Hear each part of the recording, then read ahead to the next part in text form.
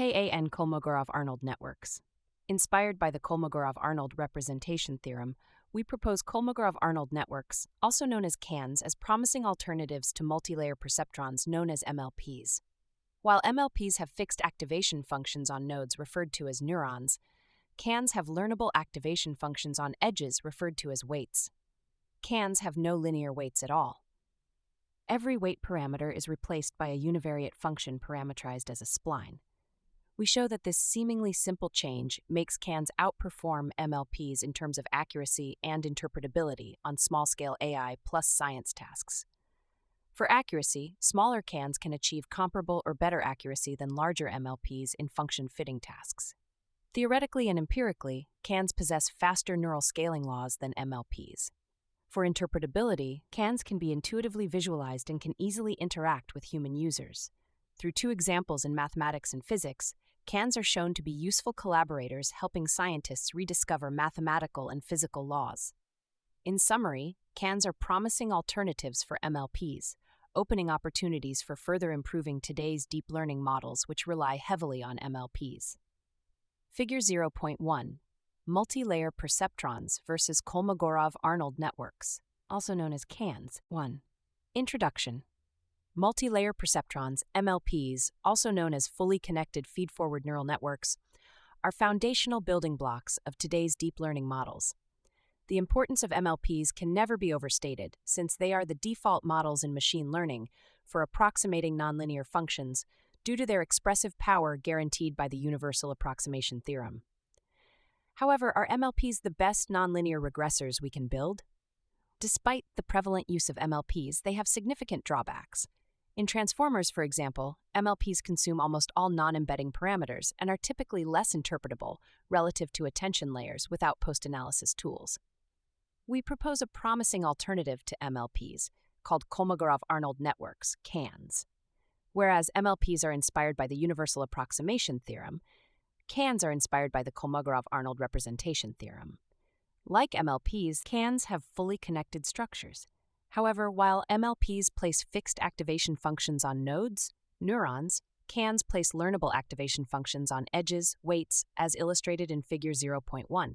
As a result, CANs have no linear weight matrices at all. Instead, each weight parameter is replaced by a learnable 1D function parametrized as a spline.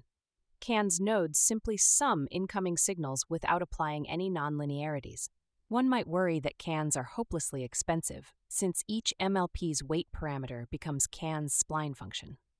Fortunately, CANs usually allow much smaller computation graphs than MLPs. Unsurprisingly, the possibility of using Kolmogorov-Arnold representation theorem to build neural networks has been studied. However, most work has stuck with the original depth 2 width 2n plus 1 representation, and many did not have the chance to leverage more modern techniques, e.g. backpropagation, to train the networks. In 2, a depth 2 width 2n plus 1 representation was investigated, with breaking of the curse of dimensionality observed both empirically and with an approximation theory given compositional structures of the function. Our contribution lies in generalizing the original Kolmogorov-Arnold representation to arbitrary widths and depths, revitalizing and contextualizing it in today's deep learning world, as well as using extensive empirical experiments to highlight its potential for AI plus science due to its accuracy and interpretability. Despite their elegant mathematical interpretation, CANs are nothing more than combinations of splines and MLPs, leveraging their respective strengths and avoiding their respective weaknesses. Splines are accurate for low-dimensional functions, easy to adjust locally, and able to switch between different resolutions. However, splines have a serious curse of dimensionality, COD, problem because of their inability to exploit compositional structures. MLPs, on the other hand, suffer less from COD thanks to their feature learning, but are less accurate than splines in low dimensions because of their inability to optimize univariate functions. The link between MLPs using ReLU-K as activation functions and splines have been established. To learn a function accurately, a model should not only learn the compositional structure, external degrees of freedom, but should also approximate well the univariate functions, internal degrees of freedom. CANs are such models since they have MLPs on the outside and splines on the inside. As a result, CANs can not only learn features thanks to their external similarity to MLPs, but can also optimize these learned features to great accuracy thanks to their internal similarity to splines. For example, given a high-dimensional function. Figure 2.1. Our proposed Kolmogorov-Arnold networks are in honor of two great late mathematicians, Andrei Kolmogorov and Vladimir Arnold. CANs are mathematically sound, accurate, and interpretable. Splines would fail for large N due to COD. MLPs can potentially learn the generalized additive structure, but they are very inefficient for approximating the exponential and sine functions with, say, ReLU activations.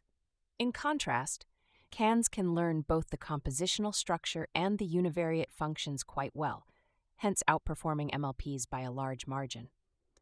Throughout this paper, we will use extensive numerical experiments to show that CANs can lead to accuracy and interpretability improvement over MLPs, at least on small-scale AI plus science tasks. The organization of the paper is illustrated in Figure 2.1. In Section 2, we introduce the CAN architecture and its mathematical foundation, introduce network simplification techniques to make CANs interpretable, and introduce a grid extension technique to make CANs more accurate. In Section 3, we show that CANs are more accurate than MLPs for data fitting. CANs can beat the curse of dimensionality when there is a compositional structure in data, achieving better scaling laws than MLPs. We also demonstrate the potential of CANs in PDE solving via a simple example of the Poisson equation. In Section 4, we show that CANs are interpretable and can be used for scientific discoveries. We use two examples from mathematics and physics to demonstrate that CANs can be helpful collaborators for scientists to rediscover math and physical laws. Section 5 summarizes related works. In Section 6, we conclude by discussing broad impacts and future directions. Codes are available at https://github.com/kindxiaoming/pycan and can also be installed via pip install pycan. 2. Kolmogorov-Arnold networks, CAN. Multi-layer perceptrons, MLPs, are inspired by the universal approximation theorem. We instead focus on the Kolmogorov-Arnold representation theorem, which can be realized by a new type of neural network called Kolmogorov-Arnold networks. We review the Kolmogorov-Arnold theorem in Section 2.1 to inspire the design of Kolmogorov-Arnold networks in Section 2.2. In Section 2.3, we provide theoretical guarantees for the expressive power of CANs and their neural scaling laws, relating them to existing approximation and generalization theories in the literature. In Section 2.4, we propose a grid extension technique to make CANs increasingly more accurate. In Section 2.5, we propose simplification techniques to make CANs interpretable.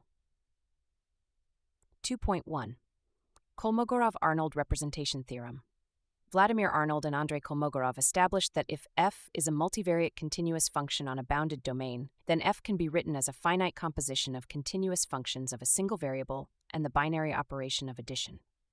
Figure 2.2, left, notations of activations that flow through the network.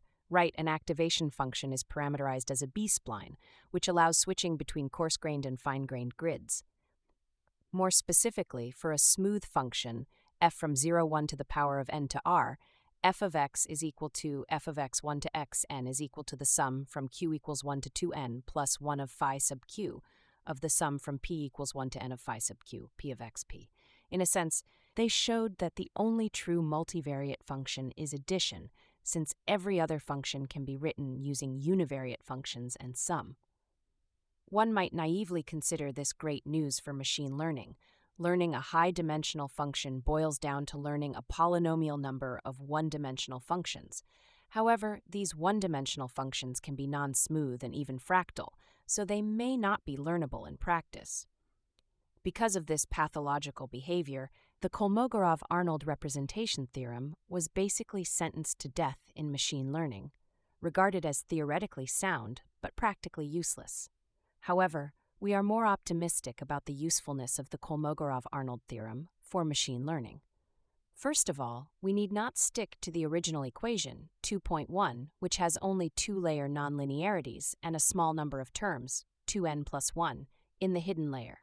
We will generalize the network to arbitrary widths and depths.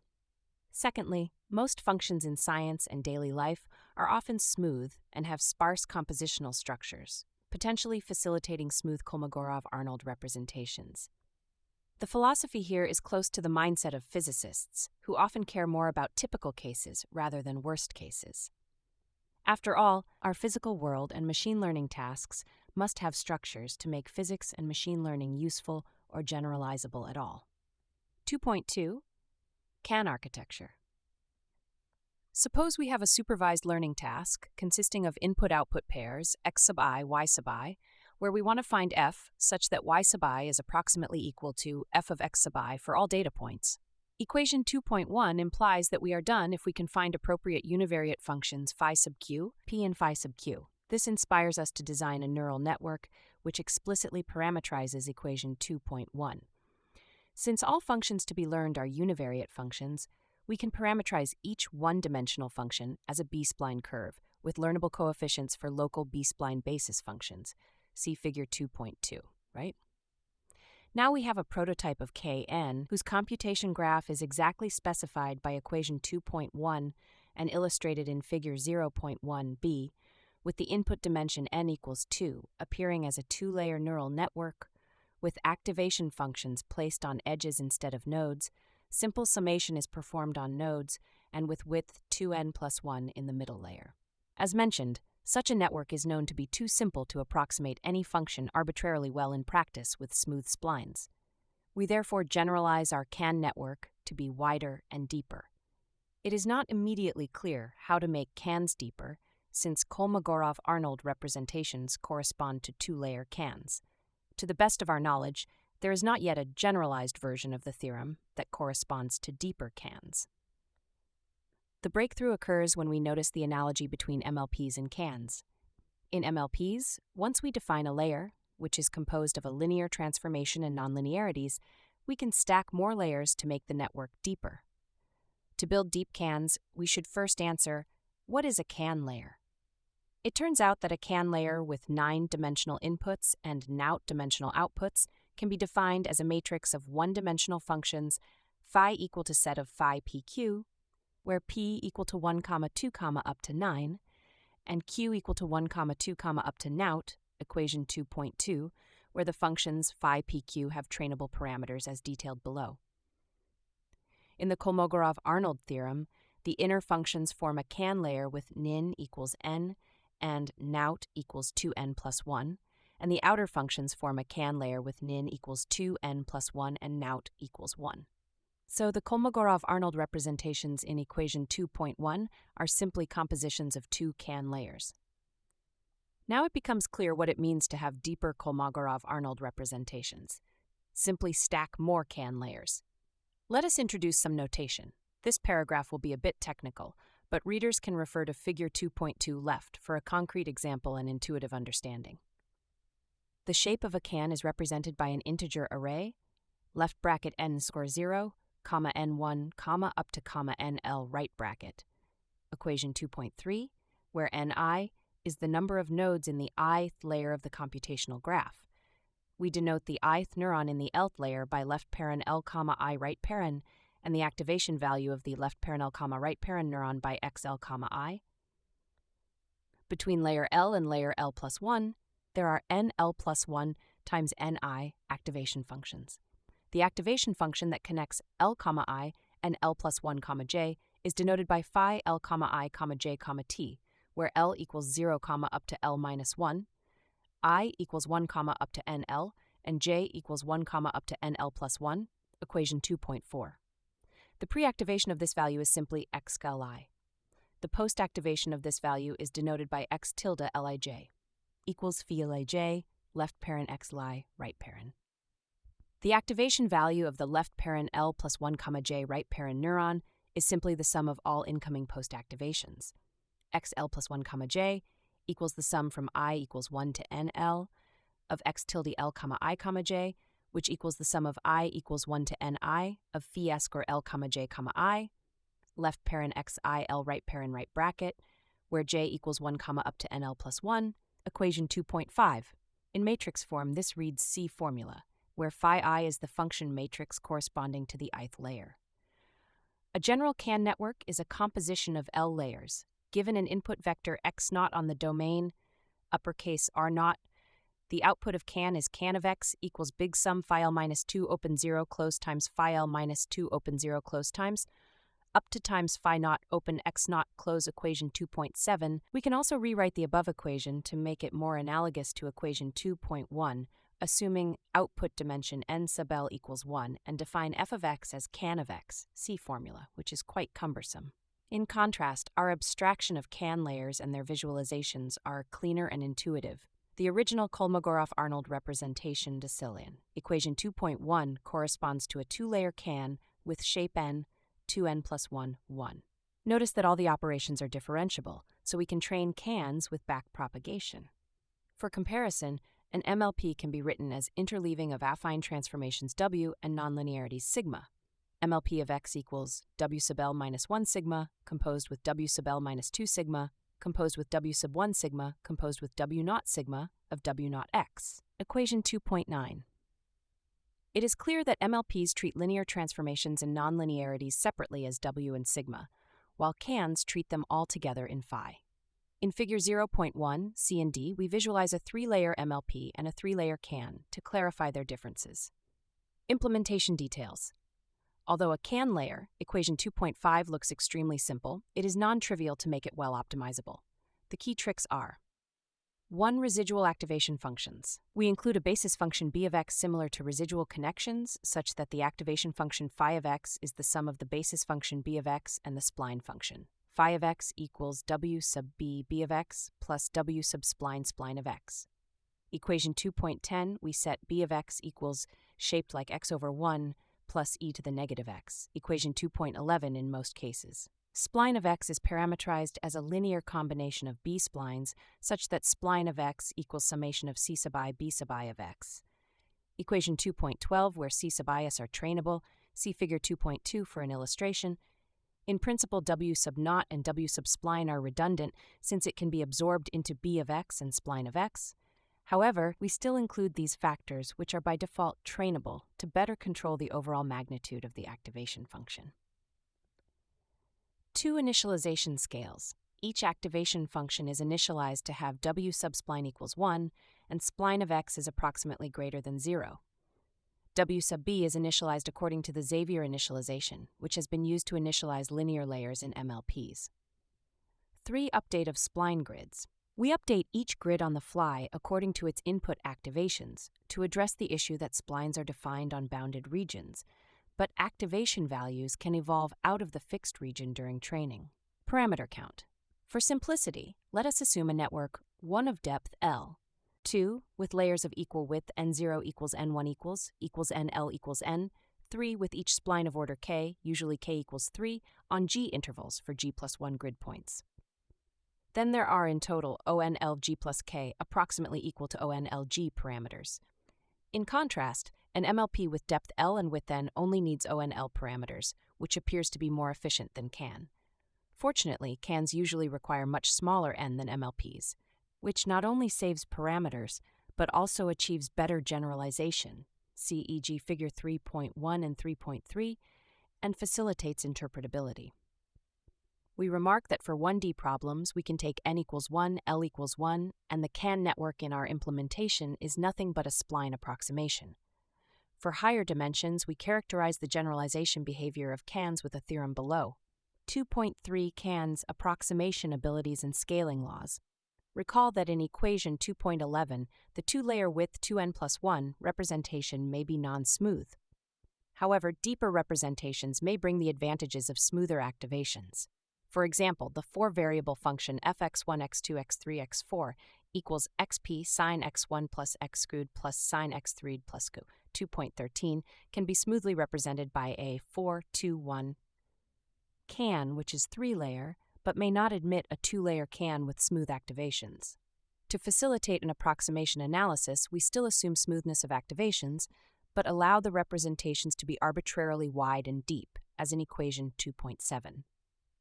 To emphasize the dependence of our can on the finite set of grid points, we use phi g sub L and phi g sub L ij instead of phi L and phi L ij used in equation 2.5 and 2.6. Theorem 2.1 Approximation Theory, CAT. Let x equals x1, x2, xn. Suppose that a function f of x admits a representation f equals phi g sub l minus 1 composition, phi g sub l minus 2 composition, composition phi g sub 0 composition phi sub 0 x 2.14 as in equation 2.7, where each one of the phi lij are k plus 1 times continuously differentiable. Then there exists a constant c depending on f and its representation, such that we have the following approximation bound in terms of the grid size G. There exist kth order B-spline functions, phi g sub l, I, j, such that for any 0 is less than or equal to m is less than or equal to k, we have the bound C formula. Here we adopt the notation of Cm norm measuring the magnitude of derivatives up to order m, C formula. Proof. By the classical 1D B-spline theory, 22, and the fact that phi lij as continuous functions can be uniformly bounded on a bounded domain, we know that there exist finite grid B-spline functions, phi g sub lij, such that for any 0 is less than or equal to m is less than or equal to k, C formula, with a constant c independent of g. We fix those B-spline approximations. Therefore, we have that the residue RT defined via C formula satisfies norm of RL less than or equal to constant g times g raised to the power of negative k minus 1 plus m with a constant independent of g. Finally, notice that C formula, we know that 2.15 holds. We know that asymptotically, provided that the assumption in theorem 2.1 holds, cans with finite grid size can approximate the function well with a residue rate independent of the dimension, hence beating curse of dimensionality. This comes naturally since we only use splines to approximate 1D functions. In particular, for m equals 0, we recover the accuracy in L-in norm, which in turn provides a bound of RMSE on the finite domain, which gives a scaling exponent, k plus 1. Of course, the constant c is dependent on the representation, hence it will depend on the dimension. We will leave the discussion of the dependence of the constant on the dimension as a future work.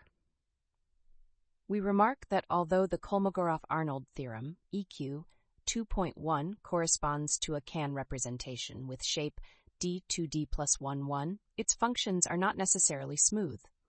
On the other hand, if we are able to identify a smooth representation, maybe at the cost of extra layers or making the can wider than the theory prescribes, then theorem 2.1 indicates that we can beat the curse of dimensionality, COD.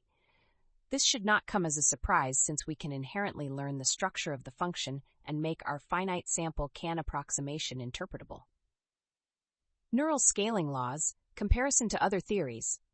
Neural scaling laws are the phenomenon where test loss decreases with more and more parameters, i.e. epsilon proportional to n alpha, where epsilon is test RMSE, n is the number of parameters, and alpha is the scaling exponent.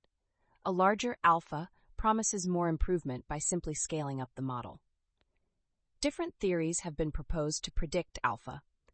Sharma and Kaplan 23 suggest that alpha comes from data fitting on an input manifold of intrinsic dimensionality, D. If the model function class is piecewise polynomials of order k equals 1 for ReLU, then the standard approximation theory implies alpha k plus 1s for D from the approximation theory. This bound suffers from the curse of dimensionality, so people have sought other bounds independent of D by leveraging compositional structures.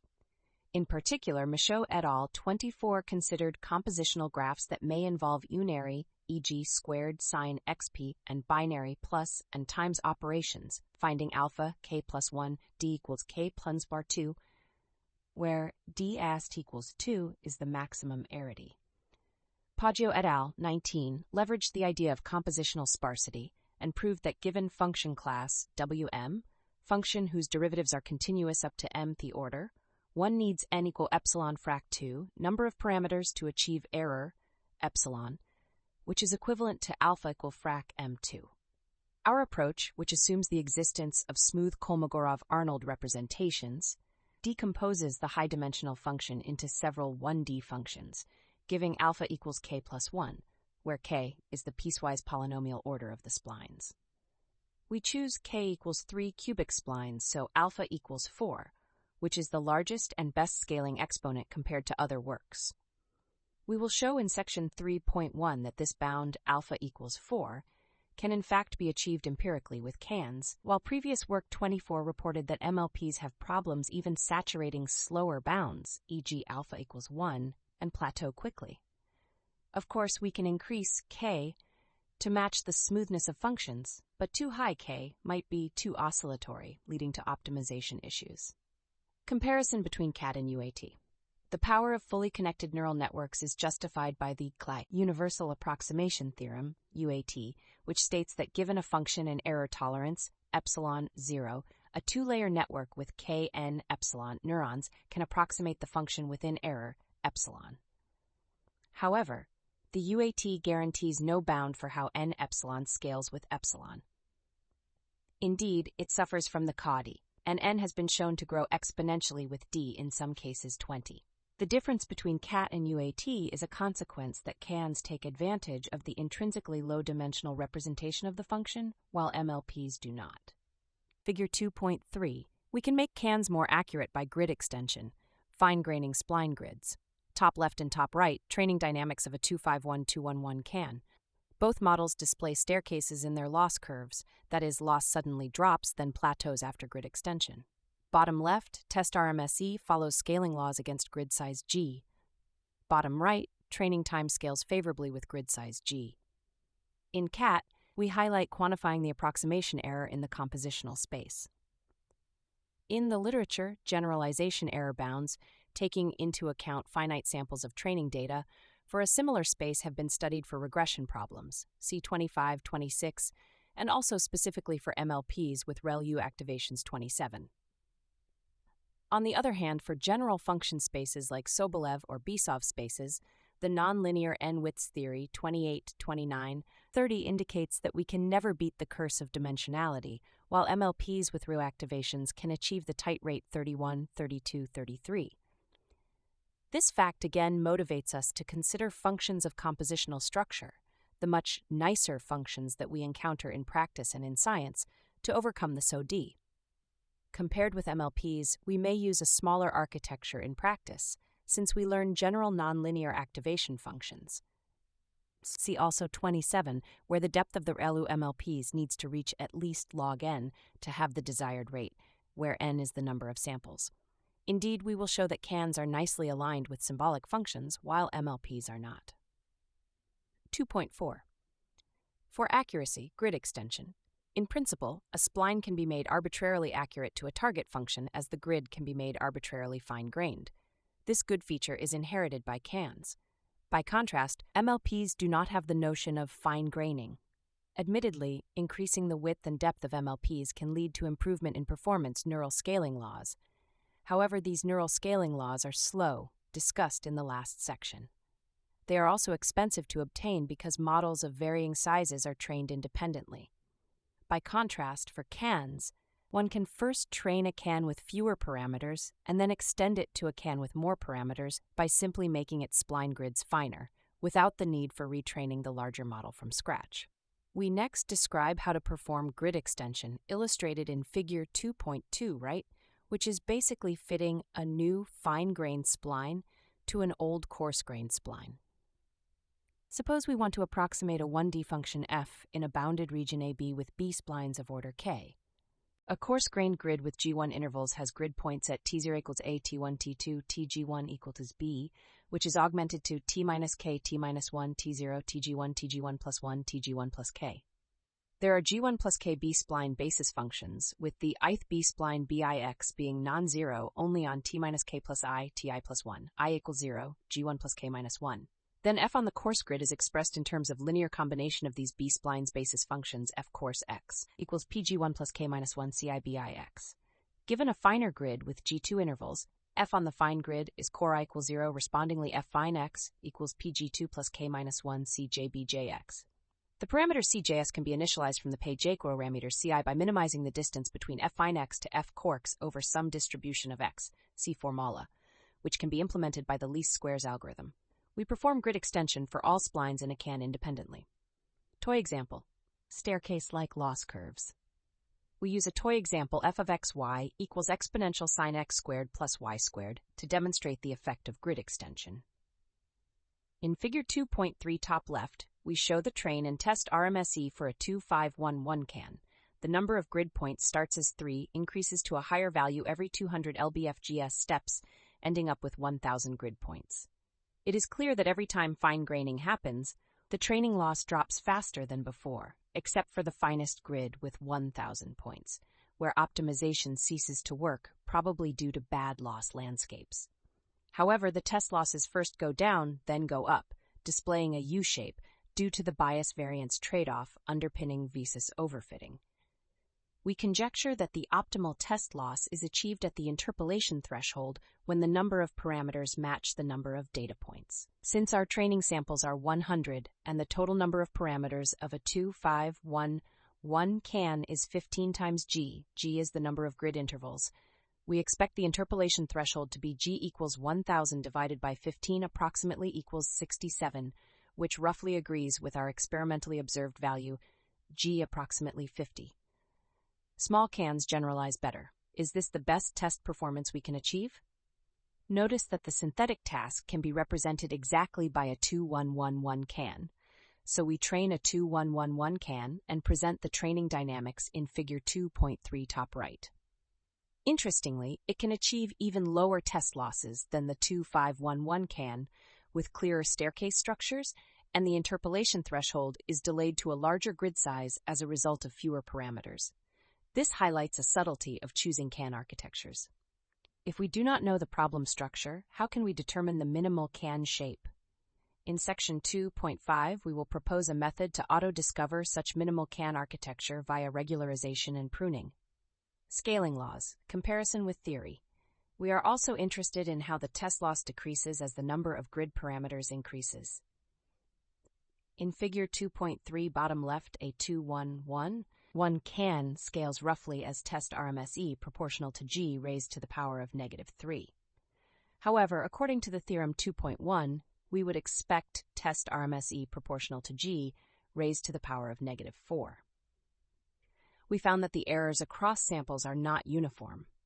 This is probably attributed to boundary effects. In fact, there are a few samples that have significantly larger errors than others, making the overall scaling slow down. If we plot the square root of the median, not mean, of the squared losses, we get a scaling closer to G raised to the power of -4. Despite this suboptimality, probably due to optimization, cans still have much better scaling laws than MLPs for data fitting in figure 3.1 and PDE solving in figure 3.3.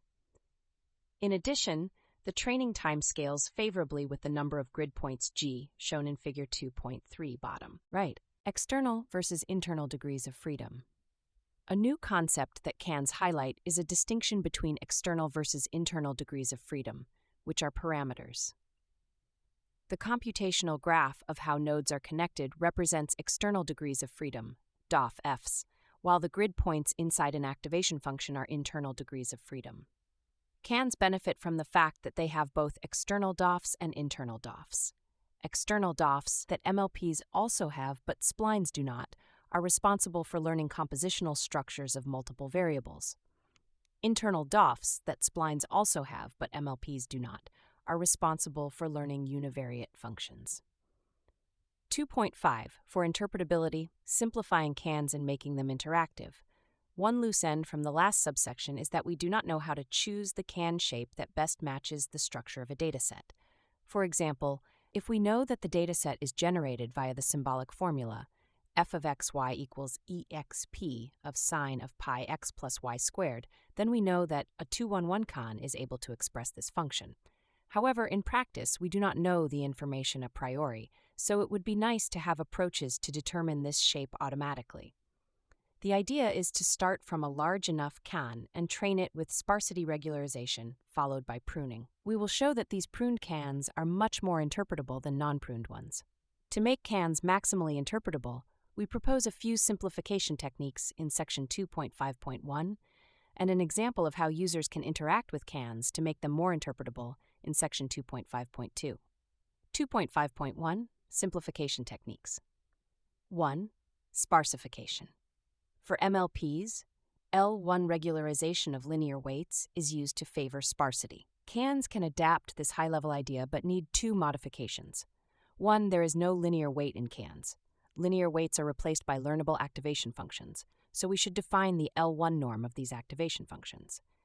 2, we find L1 to be insufficient for sparsification of cans. Instead, an additional entropy regularization is necessary. See Appendix C for more details. We define the L1 norm of an activation function phi to be its average magnitude over its NP inputs, i.e. given by equation 2.17. Then for a can layer phi with n in inputs and n out outputs, we define the L1 norm of phi to be the sum of L1 norms of all activation functions, as in equation 2.18.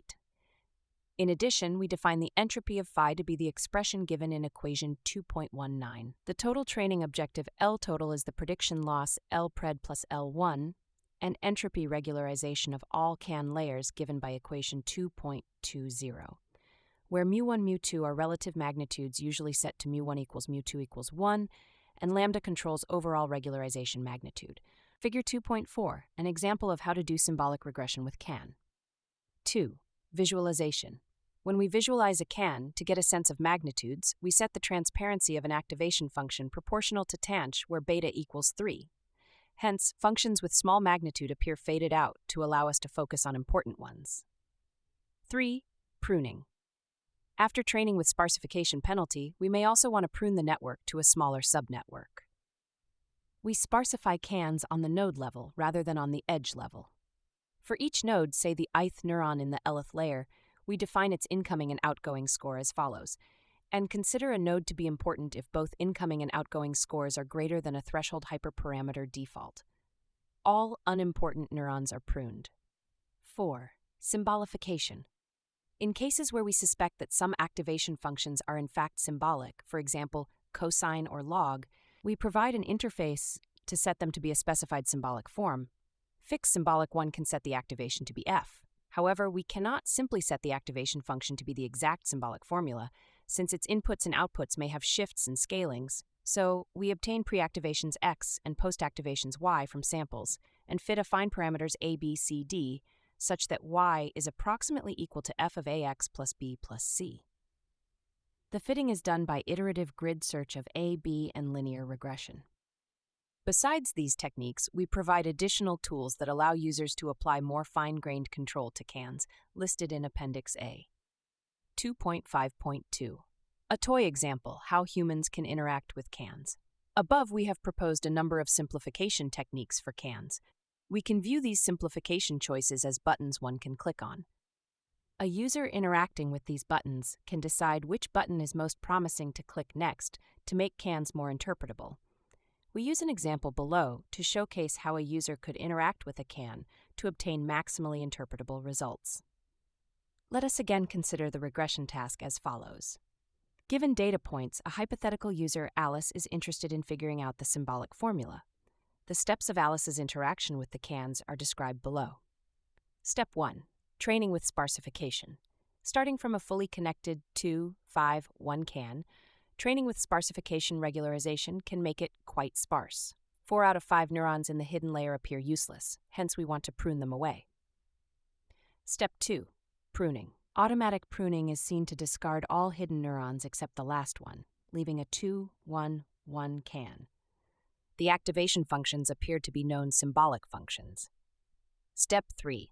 Setting symbolic functions. Assuming that the user can correctly guess these symbolic formulas from staring at the can plot, they can set. In case the user has no domain knowledge or no idea which symbolic functions these activation functions might be, we provide a function to suggest symbolic candidates. Step 4. Further training. After symbolifying all the activation functions in the network, the only remaining parameters are the affine parameters. We continue training these affine parameters, and when we see the loss dropping to machine precision, we know that we have found the correct symbolic expression. Step 5. Output the symbolic formula. SymPy is used to compute the symbolic formula of the output node. The user obtains 1.0 1.0 y squared plus 1.0 sine 3.142, which is the true answer.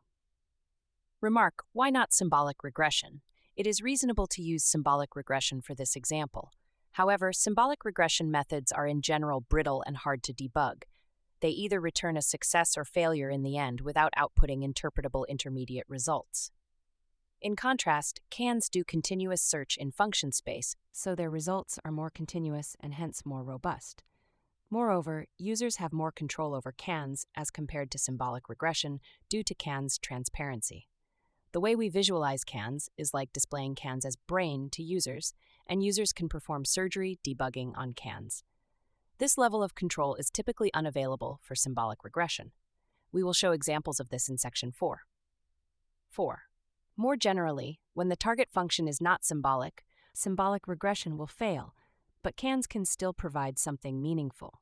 For example, a special function, for example, a Bessel function, is impossible to symbolic regression to learn unless it is provided in advance, but cans can use splines to approximate it numerically anyway. 3. Cans are accurate. In this section, we demonstrate that cans are more effective at representing functions than MLPs in various tasks, regression and PDE solving. When comparing two families of models, it is fair to compare both their accuracy, loss, and their complexity, number of parameters. We will show that cans display more favorable Pareto frontiers than MLPs. Moreover, in Section 3.5, we show that cans can naturally work in continual learning without catastrophic forgetting. Figure 3.1. Compare cans to MLPs on 5 toy examples. Cans can almost saturate the fastest scaling law predicted by our theory, alpha equals 4, while MLPs scale slowly and plateau quickly. 3.1. Toy datasets. In Section 2.3, our theory suggested that test RMSE loss F scales as L proportional to n raised to the power of -4 with model parameters n. However, this relies on the existence of a Kolmogorov-Arnold representation. As a sanity check, we construct 5 examples we know have smooth Ka representations. 1. F of x equals j naught of 20x, which is the Bessel function. Since it is a univariate function, it can be represented by a spline, which is a 1, can. 2. F of x y equals exponential of sine of pi x plus y squared. We know that it can be exactly represented by a 2, can. 3. F of x y equals xy. We know from figure 4.1 that it can be exactly represented by a 2, can. 4. A high-dimensional example f of x1 ... x100 equals exponential of 1 over 100 sum from I equals 1 to 100 sine squared of pi xi over 2, which can be represented by a 101 can. 5. A 4-dimensional example f of x1, x2, x3, x4 equals exponential of half sine of pi x1 squared plus x2 squared plus sine of pi x3 squared plus x4 squared, which can be represented by a 4211 can. We train these cans by increasing grid points every 200 steps, in total covering g equals 3, 5, 10, 20, 50, 100, 200, 500, 1000. We train MLPs with different depths and widths as baselines. Both MLPs and cans are trained with LBFGS for 1,800 steps in total. We plot test RMSE as a function of the number of parameters for cans and MLPs in Figure 3.1, showing that cans have better scaling curves than MLPs, especially for the high-dimensional example.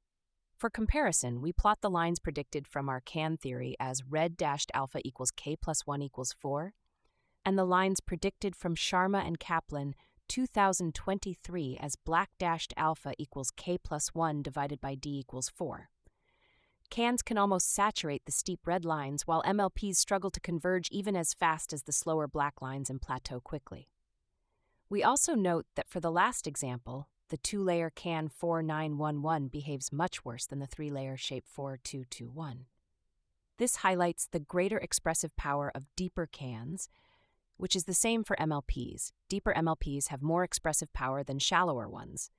Note that we have adopted the vanilla setup where both cans and MLPs are trained with LBFGS without advanced techniques, e.g., switching between Atom and LBFGS or boosting. We leave the comparison of cans and MLPs in advanced setups for future work. 3.2. Special functions. One caveat for the above results is that we assume knowledge of the true can shape. In practice, we do not know the existence of Ka representations. Even when we are promised that such a Ka representation exists, we do not know the can shape a priori.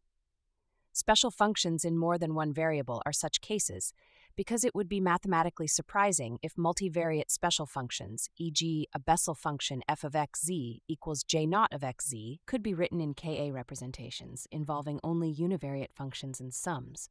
We show below that, Figure 3.2, Fitting special functions. We show the Pareto frontier of cans and MLPs in the plane spanned by the number of model parameters and RMSE loss. Consistently across all special functions, cans have better Pareto frontiers than MLPs. The definitions of these special functions are in Table 1.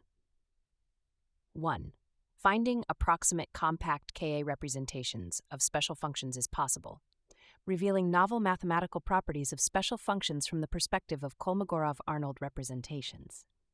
2. Cans are more efficient and accurate in representing special functions than MLPs. We collect 15 special functions common in math and physics, summarized in Table 1. We choose MLPs with fixed widths of 5 or 100 and depths swept in 2, 3, 4, 5, and 6. We run cans both with and without pruning. Cans without pruning. We fix the shape of can, whose widths are set to 5 and depths are swept in 2, 3, 4, 5, 6. Can with pruning, we use the sparsification lambda equals 10 to the power of minus 2 or 10 to the power of minus 3, and pruning technique in section 2.5.1 to obtain a smaller can pruned from a fixed shape can. Each can is initialized to have G equals 3, trained with LBFGS, with increasing number of grid points every 200 steps to cover G equals 3, 5, 10, 20, 50, 100, 200. For each hyperparameter combination, we run 3 random seeds. For each dataset and each model family, cans or MLPs, we plot the Pareto frontier number of parameters, RMSE plane, shown in Figure 3.2. Cans' performance is shown to be consistently better than MLPs, i.e., cans can achieve lower training or test losses than MLPs, given the same number of parameters. Moreover, we report the surprisingly compact shapes of our auto-discovered cans for special functions in Table 1. On one hand, it is interesting to interpret what these compact representations mean mathematically. We include the can illustrations in Figure F1 and F2 in Appendix F. On the other hand, these compact representations imply the possibility of breaking down a high-dimensional lookup table into several 1D lookup tables, which can potentially save a lot of memory, with the almost negligible overhead to perform a few additions at inference time. 3.3. Phenom datasets. The setup in Section 3.1 is when we clearly know true can shapes. The setup in Section 3.2 is when we clearly do not know true can shapes. This part investigates a setup lying in the middle. Table 1, Special Functions. Table 2, Feynman Dataset. Given the structure of the dataset, we may construct cans by hand, but we are not sure if they are optimal. In this regime, it is interesting to compare human-constructed cans and auto-discovered cans via pruning techniques in Section 2.5.1. Feynman Dataset. The Feynman dataset collects many physics equations from Feynman's textbooks, references 35 and 36.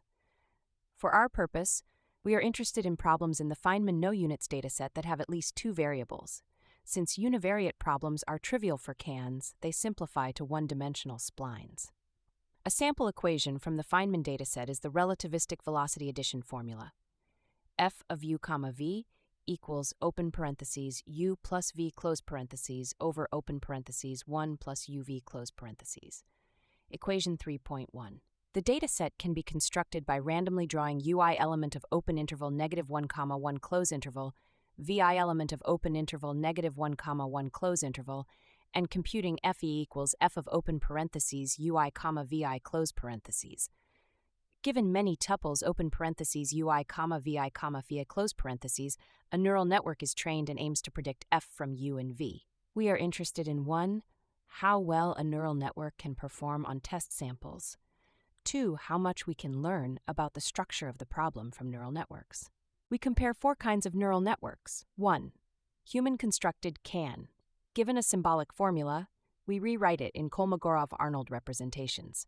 For example, to multiply 2 numbers, x and y, we can use the identity frac x plus y 4 frac x 4, which corresponds to a 2-to-1 can. The constructed shapes are listed in the human-constructed can shape in Table 2. 2. Cans without pruning. We fix the can shape to width 5 and depths are swept over 2, 3, 4, 5, 6. 3. Cans with pruning. We use the sparsification, lambda equals 10 to the minus 2 or 10 to the 3, and the pruning technique from Section 2.5.1 to obtain a smaller can from a fixed shape can from 2. 4. MLPs with fixed width 5, depths swept in 2, 3, 4, 5, 6, and activations chosen from tan, relu, salu. Each can is initialized to have G equals 3, trained with LBFGS, with increasing number of grid points every 200 steps to cover G equals 3, 5, 10, 20, 50, 100, 200. For each hyperparameter combination, we try 3 random seeds.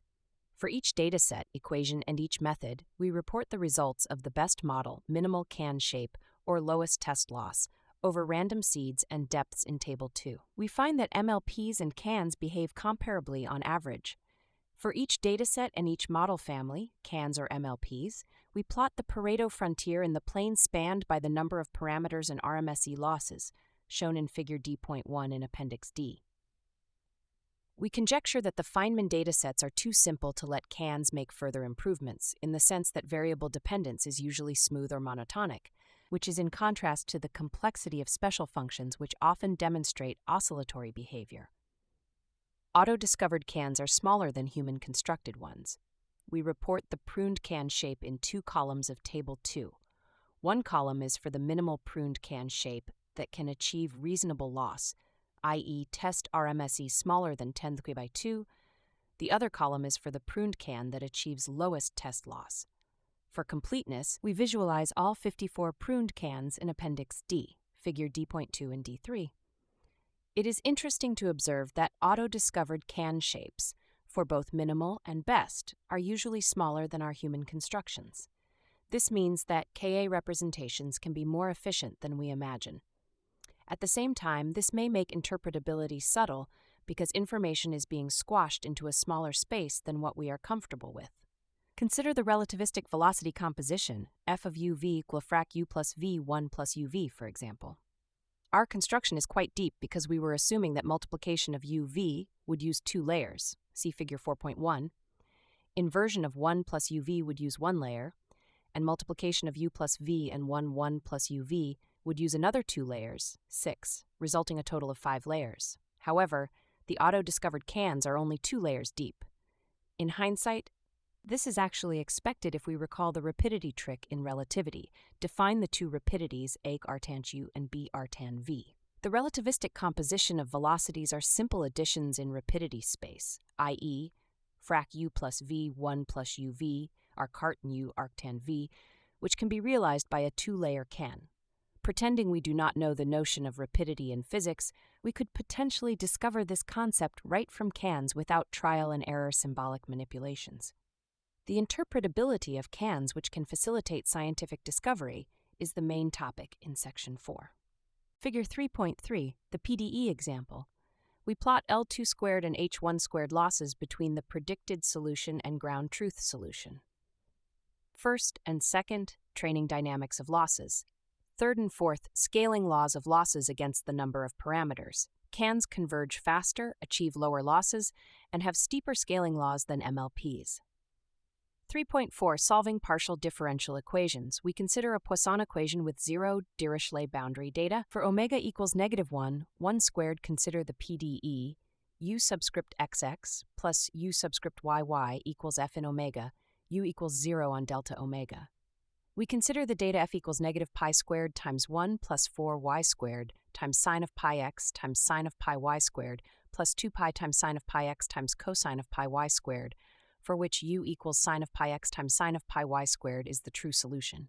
We use the framework of physics-informed neural networks, called PINs, to solve this PDE, with the loss function given by loss subscript PDE equals alpha times loss subscript I plus loss subscript B, where we use loss subscript I to denote the interior loss, discretized and evaluated by a uniform sampling of n subscript I points z subscript I equals x subscript I y subscript I inside the domain. And similarly, we use loss subscript B to denote the boundary loss, to discretized and evaluated by a uniform sampling of n subscript B points on the boundary.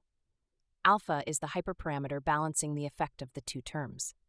We compare the CAN architecture with that of MLPs using the same hyperparameters, n subscript I equals 10,000, n subscript b equals 8,000, and alpha equals 0.01. We measure both the error in the L2 norm and energy H1 norm and see that CAN achieves a much better scaling law with a smaller error using smaller networks and fewer parameters.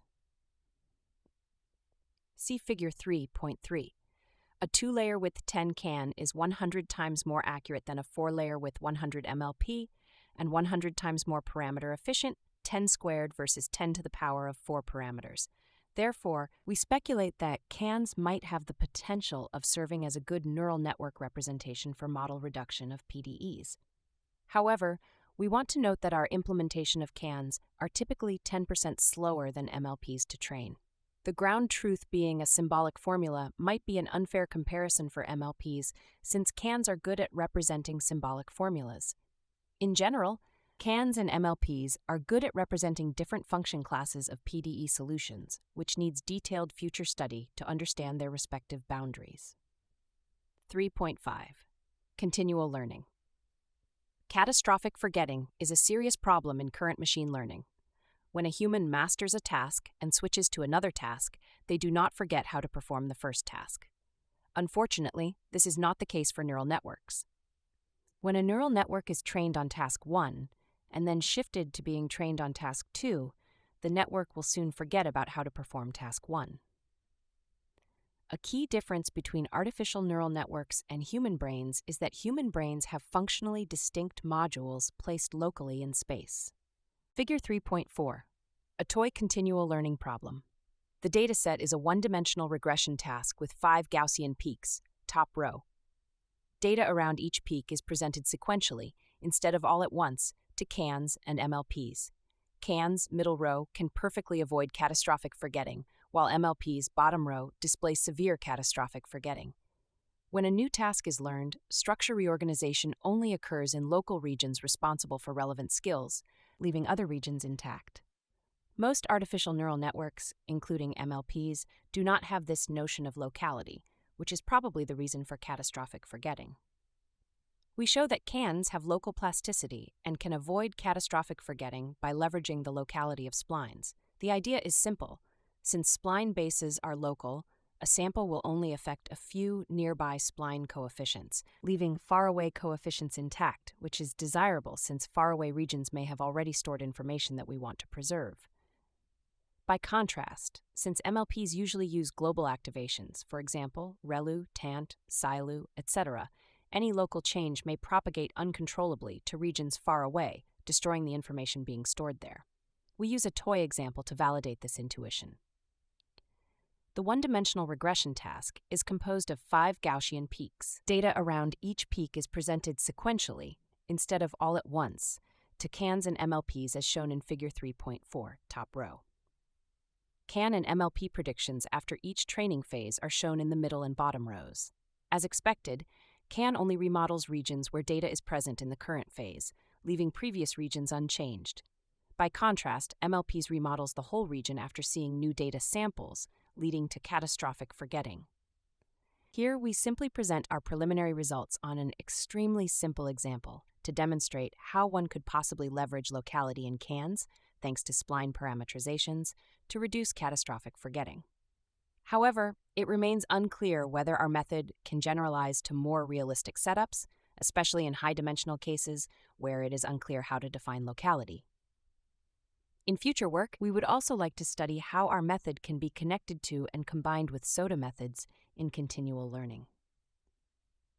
4. Cans are interpretable. In this section, we show that cans are interpretable and interactive thanks to the techniques we developed in Section 2.5. We want to test the use of cans not only on synthetic tasks, Section 4.1 and 4.2, but also in real-life scientific research. We demonstrate that cans can rediscover both highly non-trivial relations in knot theory, Section 4.3, and phase transition boundaries in condensed matter physics, Section 4.4, and phase transition boundaries in condensed matter physics, Section 4.4. Figure 4.1. Cans are interpretable for simple symbolic tasks. Cans could potentially be the foundation model for AI plus science due to their accuracy, last section, and interpretability, this section. 4.1. Supervised toy datasets. We first examine cans' ability to reveal the compositional structures in symbolic formulas. 6 examples are listed below, and their cans are visualized in Figure 4.1. Cans are able to reveal the compositional structures present in these formulas, as well as learn the correct univariate functions. A. multiplication f of x and y equals xy. A 2, 5, 1 can is pruned to a 2, 2, 1 can. The learned activation functions are linear and quadratic. From the computation graph, we see that the way it computes xy is leveraging 2xy equals x plus y squared minus x squared plus y squared. Division of positive numbers f of x and y equals x divided by y. A 2, 5, 1 can is pruned to a 2, 1, 1 can. The learned activation functions are logarithmic and exponential functions, and the can is computing x divided by y by leveraging the identity x divided by y equals xp of log x minus log y.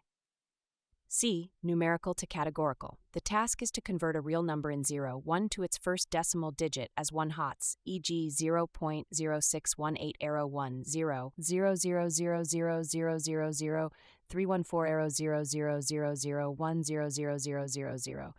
Notice that activation functions are learned to be spikes located around the corresponding decimal digits. D. Special function f of x and y equals xp of j0 of 2x plus y squared. One limitation of symbolic regression is that it will never find the correct formula of a special function if the special function is not provided as prior knowledge. Cans can learn special functions. The highly wiggly Bessel function j0 of 2x is learned numerically by can. E. Phase transition f of x1, x2, x3 equals tanh of 5 times x1 to the power of 4 plus x2 to the power of 4 plus x3 to the power of 4 minus 1. Phase transitions are of great interest in physics, so we want cans to be able to detect phase transitions and to identify the correct order parameters. We use the tanh function to simulate the phase transition behavior, and the order parameter is the combination of the quartic terms of x1, x2, x3. Both the quartic dependence and tanh dependence emerge after can training. This is a simplified case of a localization phase transition discussed in section 4.4. F. Deeper compositions f of open parenthesis x1, x2, x3, x4, close parenthesis equals the square root of open parenthesis x1 minus x2, close parenthesis squared plus open parenthesis x3 minus x4, close parenthesis squared. To compute this, we would need the identity function, squared function, and square root, which requires at least a 3-layer can. Indeed, we find that a left bracket 4, 3, 3, 1, right bracket kn can be auto-pruned to a left bracket 4, 2, 1, 1, right bracket kn, which exactly corresponds to the computation graph we would expect. More examples from the Feynman dataset and the special function dataset are visualized in Figure D2, D3, F1, F2 in appendices D and F. 4.2. Unsupervised toy dataset. Often scientific discoveries are formulated as supervised learning problems, i.e. given input variables x1, x2, up to x sub d and output variables y, we want to find an interpretable function f such that y approximately equals f of open parenthesis x1, x2, up to x sub d, close parenthesis. However, another type of scientific discovery can be formulated as unsupervised learning, i.e. given a set of variables x1, x2, up to x sub d, we want to discover a structural relationship between the variables. Specifically, we want to find a non-zero f such that f of open parenthesis x1, x2, up to x sub d, close parenthesis approximately equals 0, 4.1. For example, consider a set of features, open parenthesis x1, x2, x3, close parenthesis, that satisfies x3 equals xp of open parenthesis sine of open parenthesis pi x1, close parenthesis, plus x2 squared, close parenthesis. Then a valid f is f open parenthesis x1, x2, x3, close parenthesis equals sine of open parenthesis pi x1, close parenthesis plus x2 squared, minus log of open parenthesis x3, close parenthesis equals 0, implying that points of open parenthesis x1, x2, x3, close parenthesis form a 2D submanifold specified by f equals 0 instead of filling the whole 3D space. If an algorithm for solving the unsupervised problem can be devised, it has a considerable advantage over the supervised problem, since it requires only the sets of features s equals open parenthesis x1, x2, up to x sub d, close parenthesis.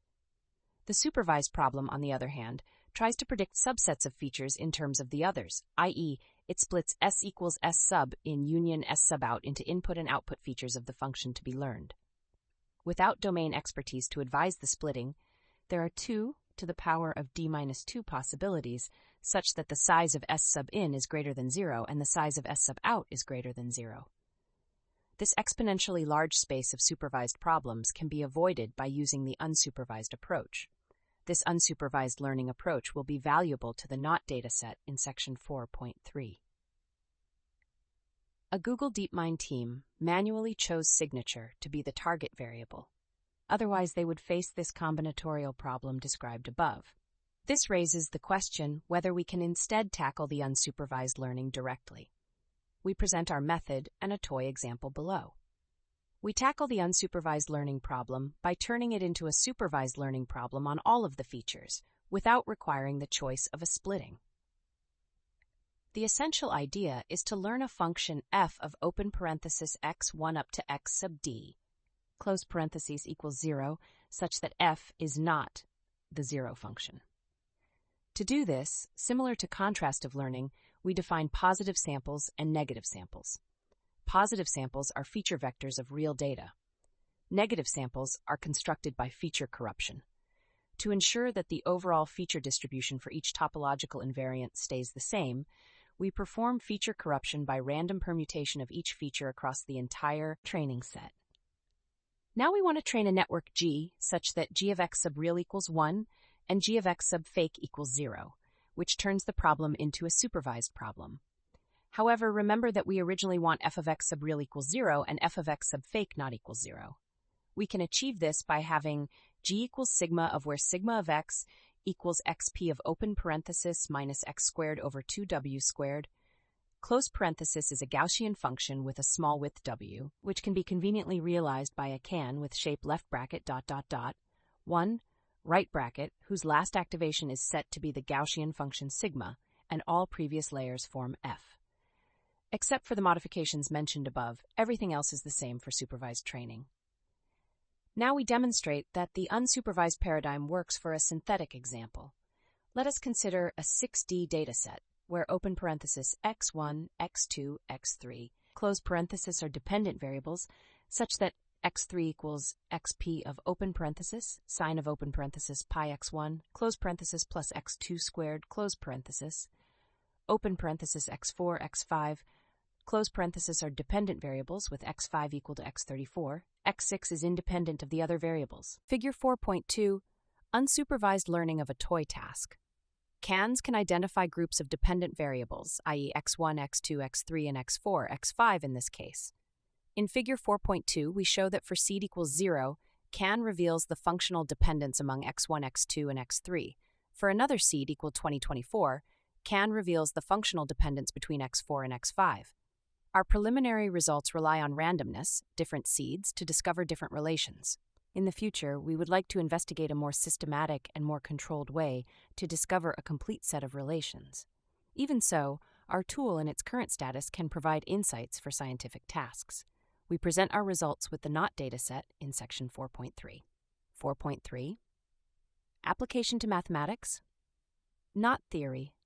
Knot theory is a subject in low-dimensional topology that sheds light on topological aspects of 3 manifolds and 4 manifolds and has a variety of applications, including in biology and topological quantum computing. Mathematically, a knot K is an embedding of S1 into S3. 2 knots K and K' are topologically equivalent if one can be deformed into the other via deformation of the ambient space S3, in which case we write K equivalent K'. Some knots are topologically trivial, meaning that they can be smoothly deformed to a standard circle. Knots have a variety of deformation invariant features, F called topological invariants, which may be used to show that 2 knots are topologically inequivalent. K not equal K' if F of K not equal F of K'. In some cases, the topological invariants are geometric in nature. For instance, a hyperbolic knot K has a knot complement S3, K that admits a canonical hyperbolic metric G, such that vol sub G K is a topological invariant known as the hyperbolic volume. Other topological invariants are algebraic in nature, such as the Jones polynomial. Given the fundamental nature of knots in mathematics and the importance of its applications, it is interesting to study whether ML can lead to new results. For instance, in reference 45 reinforcement learning was utilized to establish ribbonness of certain knots, which ruled out many potential counterexamples to the smooth 4D Poincaré conjecture. Supervised learning. In reference 44, supervised learning and human domain experts were utilized to arrive at a new theorem relating algebraic and geometric knot invariants. In this case, gradient saliency identified key invariants for the supervised problem, which led the domain experts to make a conjecture that was subsequently refined and proven. We study whether a can achieve good interpretable results on the same problem, which predicts the signature of a knot. Their main results from studying the knot theory dataset are: 1. They use network attribution methods to find that the signature O is mostly dependent on meridial distance, real mu sub r, imaginary mu sub I, and longitudinal distance lambda. 2. Human scientists later identified that O has high correlation with the slope real of lambda equals lambda mu sub I divided by mu sub I square plus mu sub r square, and derived a bound for 2 sigma minus slope. Figure 4.3, Knot Dataset, Supervised Mode. With CANs, we rediscover DeepMind's results that signature is mainly dependent on meridional translation, real and imaginary parts. Table 3. CANs can achieve better accuracy than MLPs with much fewer parameters in the signature classification problem. Soon after our preprint was first released, Professor Shi Liab from Georgia Tech discovered that an MLP with only 60 parameters is sufficient to achieve 80% accuracy. Public but unpublished results. This is good news for AI plus science because this means perhaps many AI plus science tasks are not that computationally demanding than we might think, either with MLPs or with CANs. Hence, many new scientific discoveries are possible even on personal laptops. We show below that CANs not only rediscover these results with much smaller networks and much more automation, but also present some interesting new results and insights. To investigate one, we treat 17 knot invariants as inputs and signature as outputs. Similar to the setup in 44, signatures, which are even numbers, are encoded as one-hot vectors, and networks are trained with cross-entropy loss.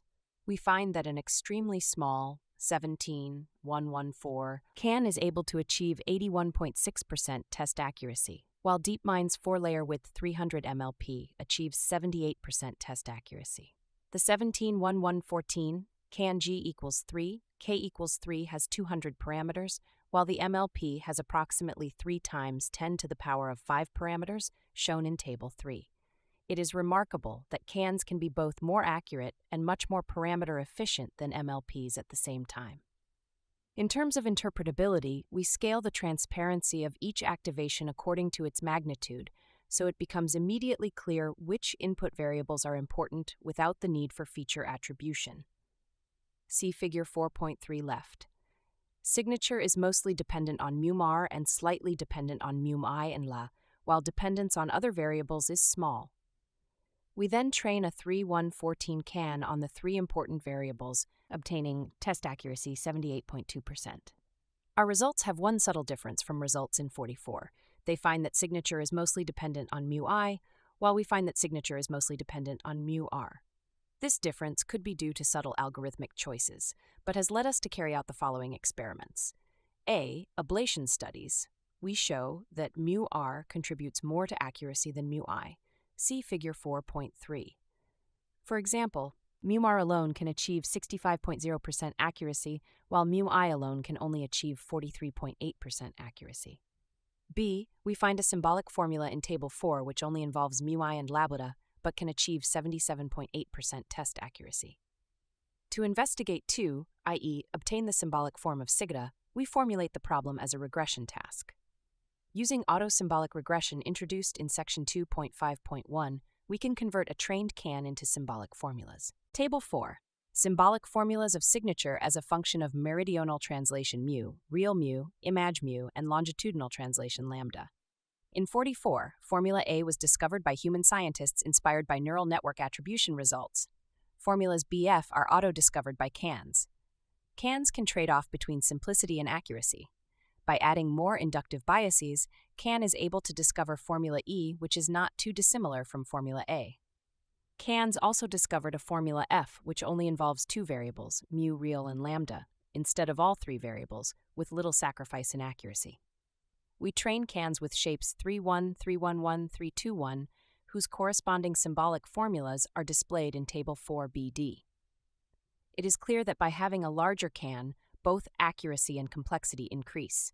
So cans provide not just a single symbolic formula, but a whole Pareto frontier of formulas, trading off simplicity and accuracy. However, cans need additional inductive biases to further simplify these equations to rediscover the formula from 44, Table 4. We have tested two scenarios. In the first scenario, we assume the ground truth formula has a multivariate paid representation, division of two multivariate Taylor series. We first train 3-2-1 and then fit it to a paid representation. We can obtain formula E in Table 4, which bears similarity with DeepMind's formula. In the second scenario, we hypothesize that the division is not very interpretable for cans, so we train two cans, one for the numerator and the other for the denominator, and divide them manually. Surprisingly, we end up with the formula F in Table 4, which only involves mu real and lambda, although mu imaginary is also provided but ignored by cans. So far, we have rediscovered the main results from 44. It is remarkable to see that cans made this discovery very intuitive and convenient. Instead of using feature attribution methods, which are great methods, one can instead simply stare at visualizations of cans.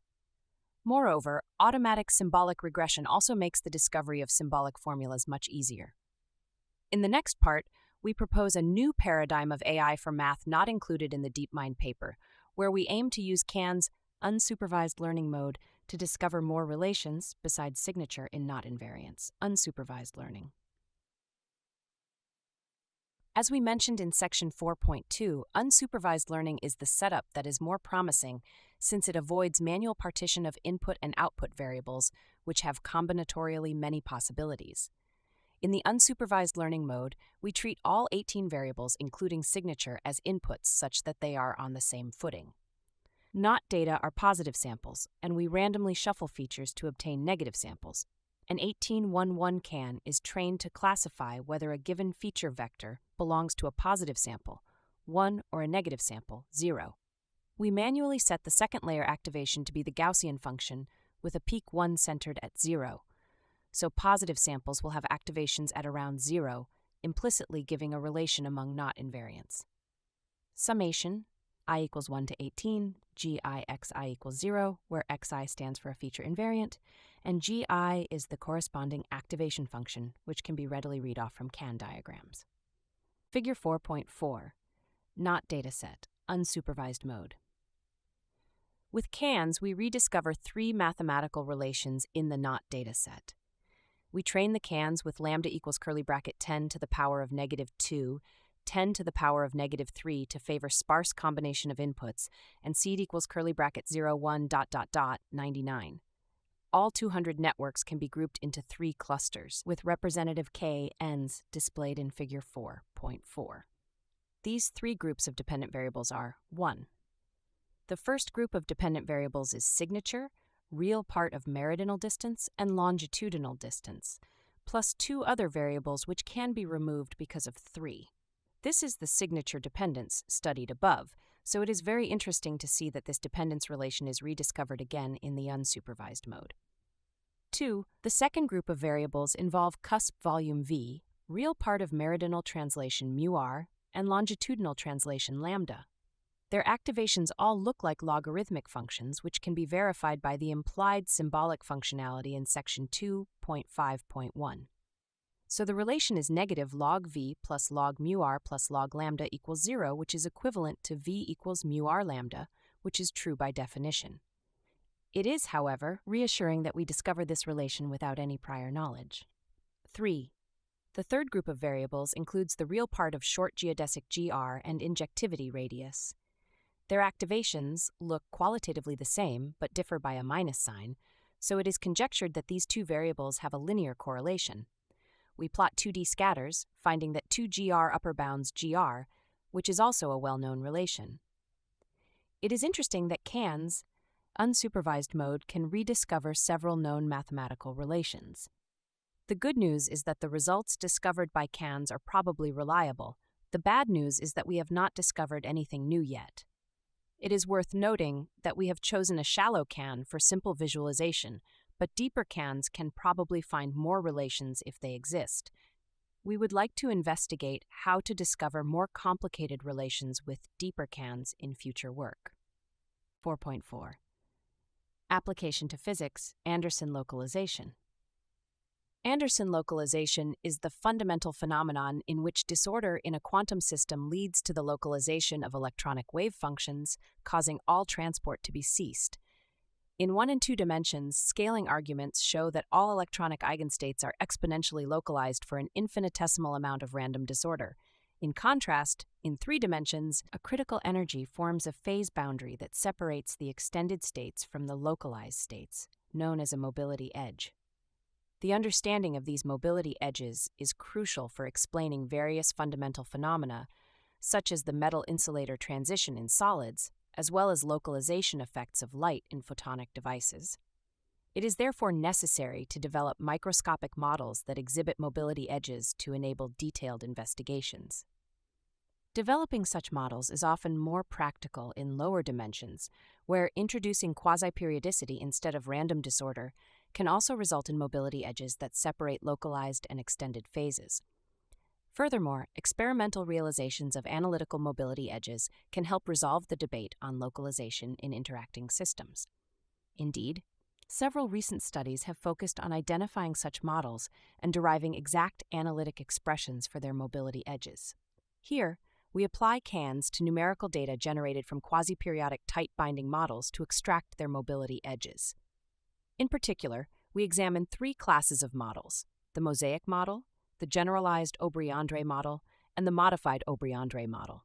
For the we testify CAN's ability to accurately extract mobility edge as a function of energy.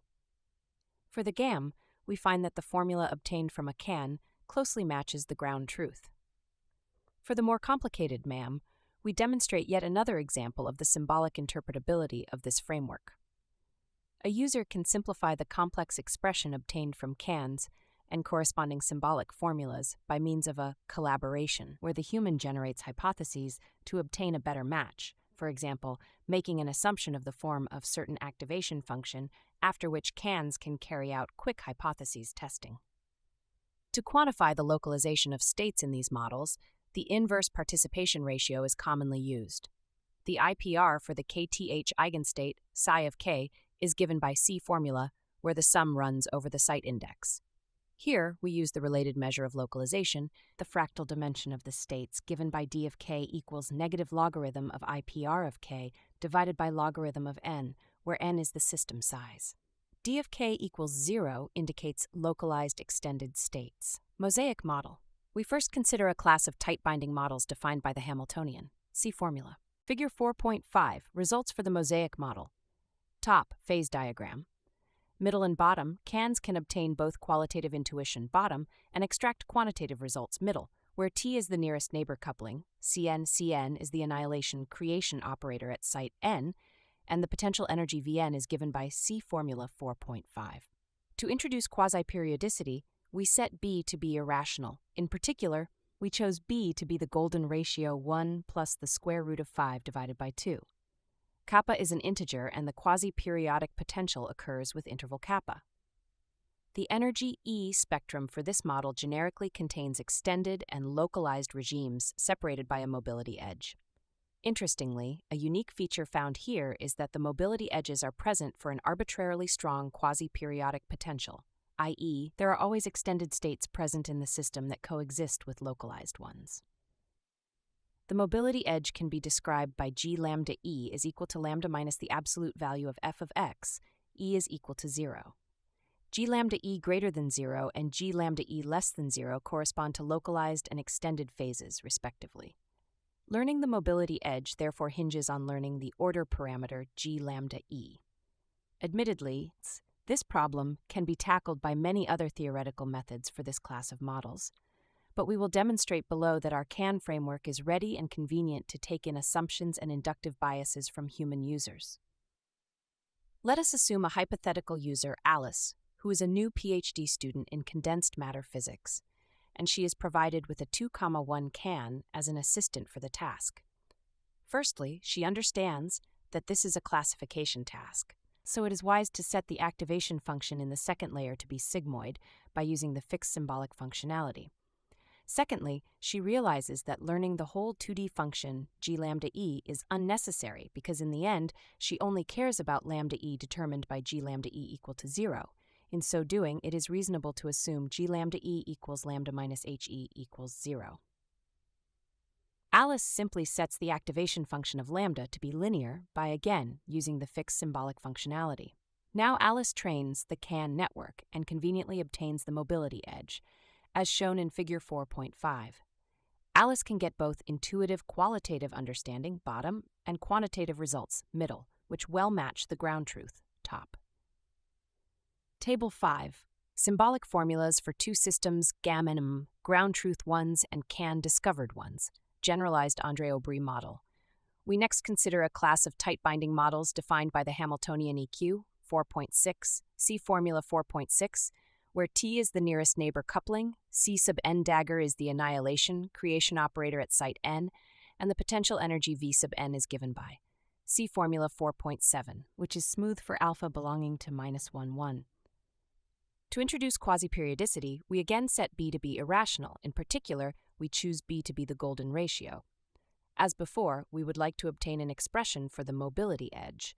For these models, the mobility edge is given by the closed-form expression, alpha E equals 2 times T minus lambda. We randomly sample the model parameters phi, alpha, and lambda, setting the energy scale T equals 1, and calculate the energy eigenvalues as well as the fractal dimension of the corresponding eigenstates, which forms our training dataset. Here, the order parameter to be learned is G alpha, E lambda, phi equals alpha E plus 2 lambda, alpha minus 1, and mobility edge corresponds to G equals 0. Let us again assume that Alice wants to figure out the mobility edge but only has access to IPR or fractal dimension data, so she decides to use CAN to help her with the task. Alice wants the model to be as small as possible, so she could either start from a large model and use auto-pruning to get a small model, or she could guess a reasonable small model based on her understanding of the complexity of the given problem.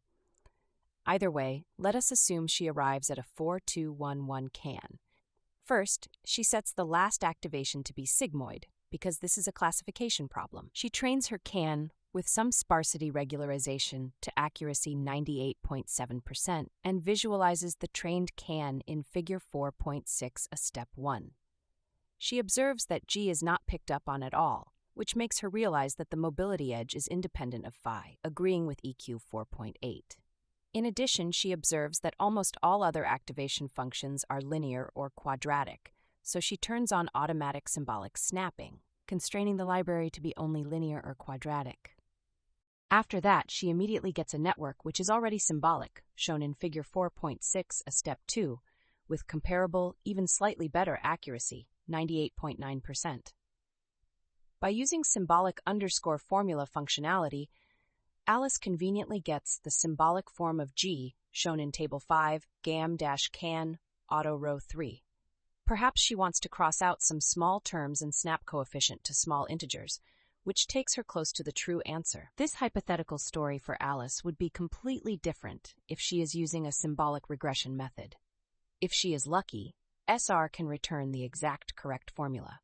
However, the vast majority of the time, SR does not return useful results, and it is impossible for Alice to debug or interact with the underlying process of symbolic regression.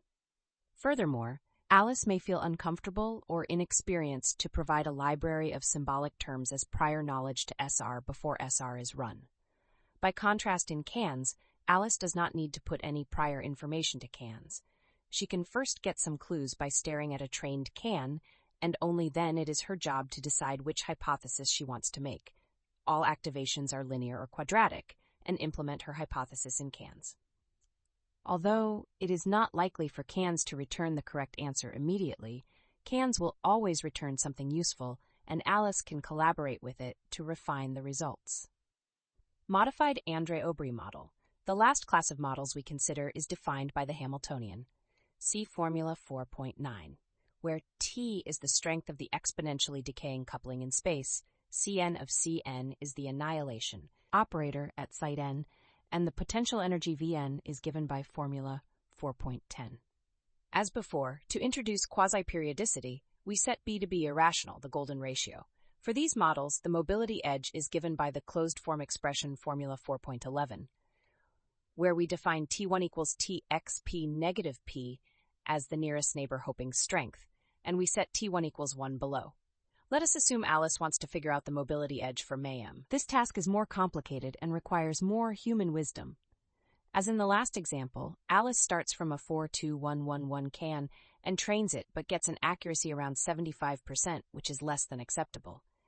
She then chooses a larger 4311 can and successfully gets 98.4%, which is acceptable. Figure 4.6b, step 1. Alice notices that phi is not picked up on by cans, which means that the mobility edge is independent of the phase factor, agreeing with equation 4.11. If Alice turns on the automatic symbolic regression using a large library consisting of xp, tan h, etc., she would get a complicated formula in Table 5 MAM-KN auto, which has 97.1% accuracy. However, if Alice wants to find a simpler symbolic formula, she will want to use the manually mode where she does the symbolic snapping by herself. Before that, she finds that the 43111 can after training can then be pruned to be 42111 while maintaining 97.7% accuracy. Figure 4.6b. Alice may think that all activation functions except those dependent on P are linear or quadratic and snap them to be either linear or quadratic manually by using fix_symbolic. After snapping and retraining, the updated can is shown in Figure 4.6c Step 3, maintaining 97.7% accuracy. From now on, Alice may make two different choices based on her prior knowledge. In one case, Alice may have guessed that the dependence on P is cosh, so she sets the activations of P to be cosh function. She retrains can and gets 96.9% accuracy, Figure 4.6c Step 4a. In another case, Alice does not know the cosh-P dependence, so she pursues simplicity. Figure 4.6. Human-can collaboration to discover mobility edges of GAM and MAM. The human user can choose to be lazy, using the auto mode, or more involved, using the manual mode. More details in text. And again assumes the functions of P to be quadratic. She retrains can and gets 95.4% accuracy.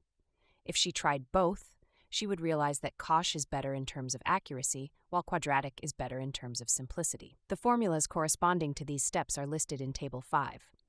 It is clear that the more manual operations are done by Alice, the simpler the symbolic formula is, which slight sacrifice in accuracy. Cans have a knob that a user can tune to trade off between simplicity and accuracy. Sometimes simplicity can even lead to better accuracy, as in the GAM case. 5. Related works. Kolmogorov-Arnold theorem and neural networks. The connection between the Kolmogorov-Arnold theorem, CAT, and neural networks is not new in the literature, but the pathological behavior of inner functions makes CAT appear unpromising in practice.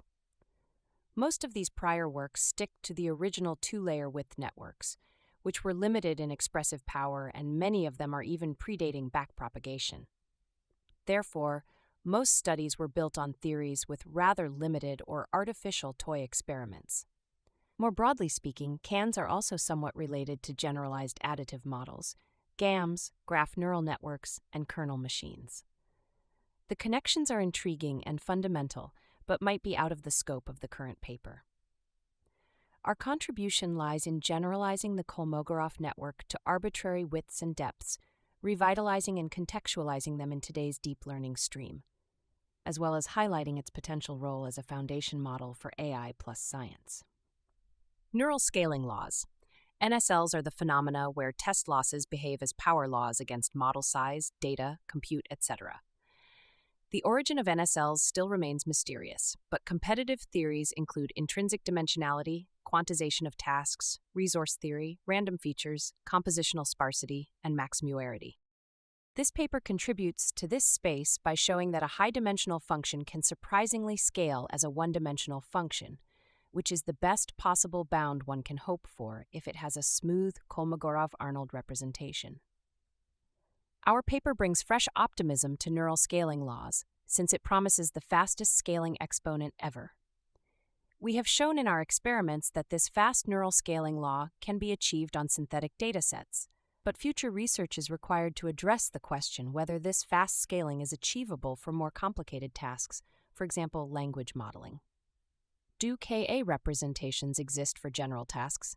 If so, does our training find these representations in practice? Mechanistic interpretability. MI is an emerging field that aims to mechanistically understand the inner workings of neural networks. MI research can be roughly divided into passive and active MI research. Most MI research is passive, in focusing on understanding existing neural networks trained with standard methods.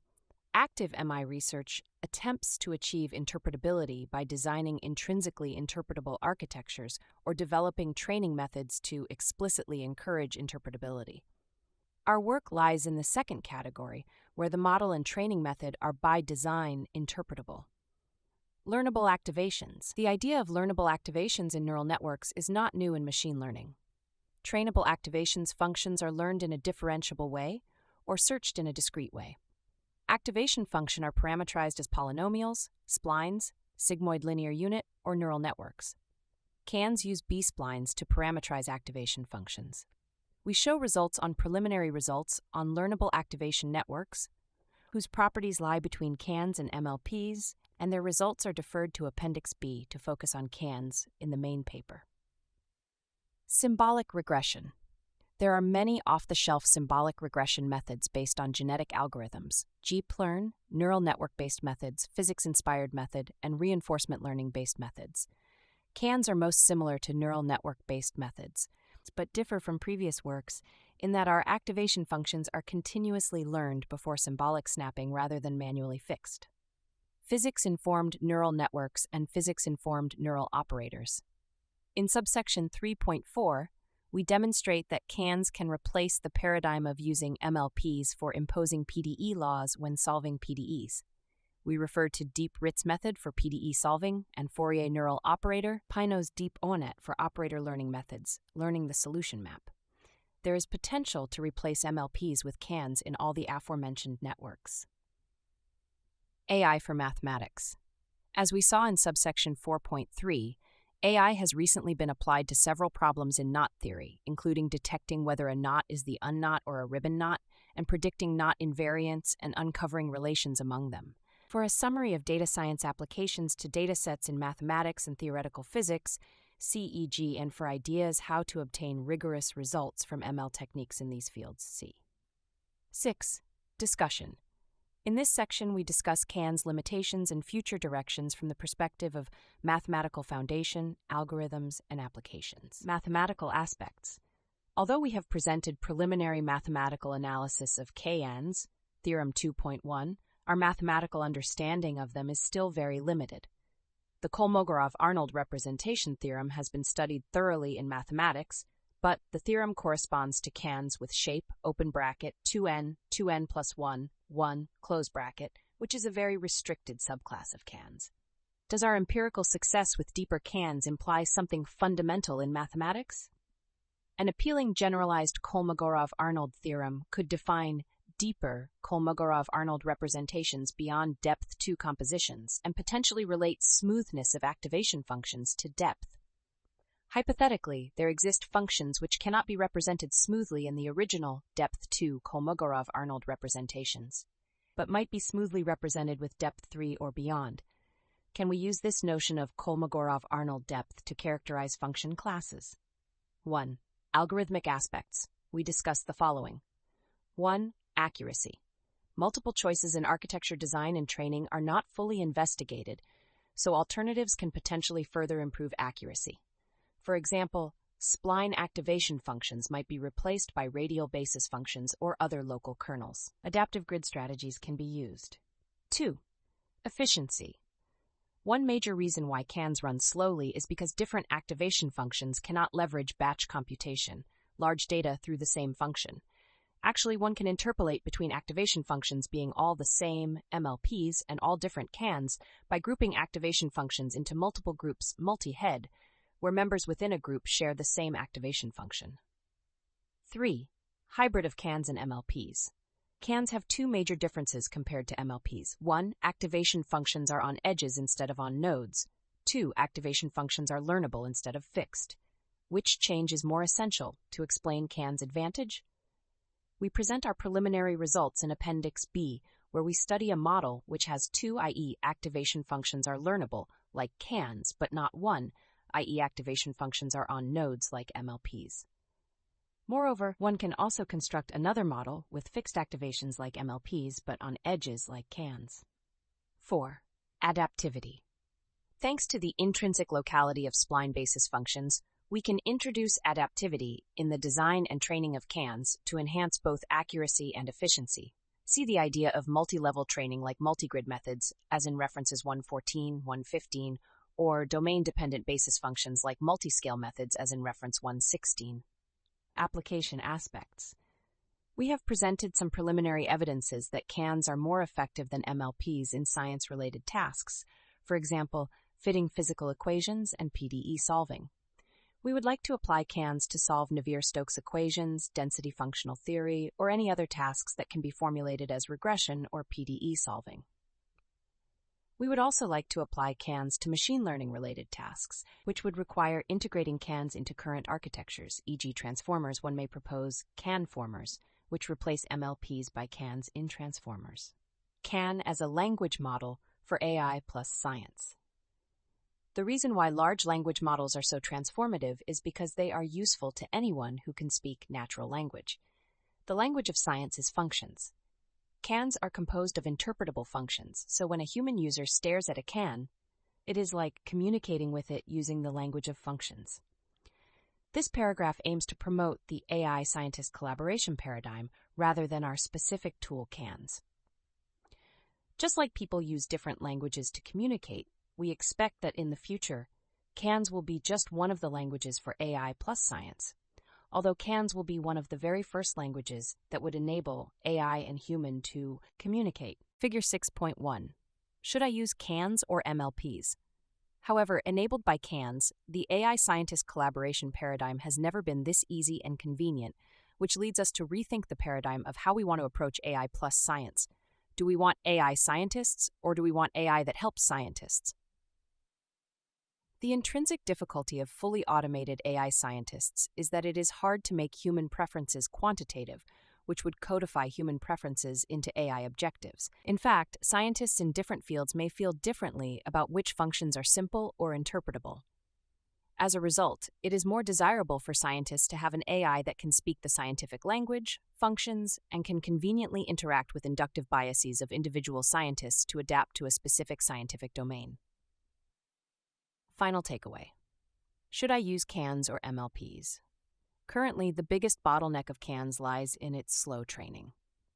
CANs are usually 10 times slower than MLPs, given the same number of parameters. We should be honest that we did not try hard to optimize CANs' efficiency, though, so we deem CANs' slow training more as an engineering problem to be improved in the future rather than a fundamental limitation. If one wants to train a model fast, one should use MLPs. In other cases, however, CANs should be comparable or better than MLPs, which makes them worth trying. The decision tree in Figure 6.1 can help decide when to use a CAN.